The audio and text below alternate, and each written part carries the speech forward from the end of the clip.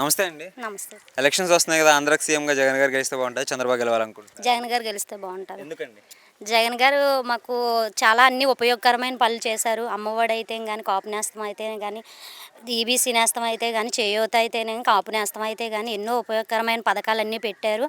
మాకెంతగానో బడుగు బలహీన వర్గాలకు ఎంతగానో ఉపయోగపడ్డాయి ఇవి. పేద ప్రజలకు చాలా ఉపయోగపడాయి ఈ పథకాలన్నీని. పేద ప్రజలు బతకడానికి చాలా అవకాశాలు కల్పించారు జగన్ గారు. అన్ని పథకాలు అందరికి అందాయండి? అన్ని పథకాలు అన్నీ అందరికి అందాయి. ఓకే. ఇప్పుడు స్కూల్స్, హాస్పిటల్స్ ఎలా ఉన్నాయి ఇప్పుడు? అంటే బాగా డెవలప్ చేశారని అంటున్నారు. బాగా డెవలప్ చేశారు.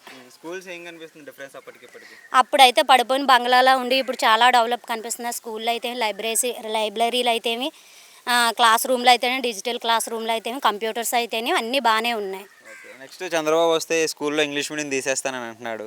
అది కరెక్టే అంటారా? అది కరెక్ట్ కాదు. గవర్నమెంట్ ప్రైవేట్ స్కూల్లో చదువుకున్న వాళ్ళకి ఇంగ్లీష్ మీడియం ఉండాలి కానీ గవర్నమెంట్ స్కూల్లో చదువుకున్న వాళ్ళకి ఉండకూడదా?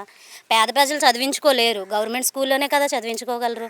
అది చాలా తీసేయడానికి అయితే అసలు ఒప్పుకోము మేము. ఓకే. ఇంకొకటి ఆగిపోయిన పథకాలు మళ్ళీ ఇవ్వచ్చు అని కోర్టు తీర్పు ఇచ్చింది కదా! ఎలా అనిపిస్తుంది మీకు? చాలా మంచి పద్ధతి ఇది.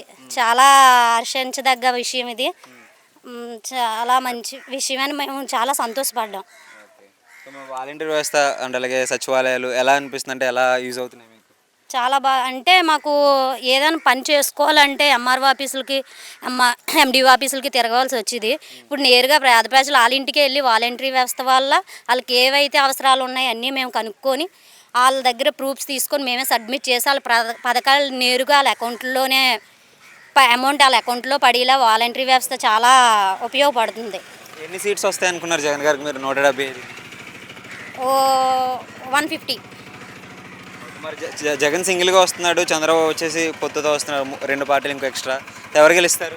జగనే సింహం సింగిలే.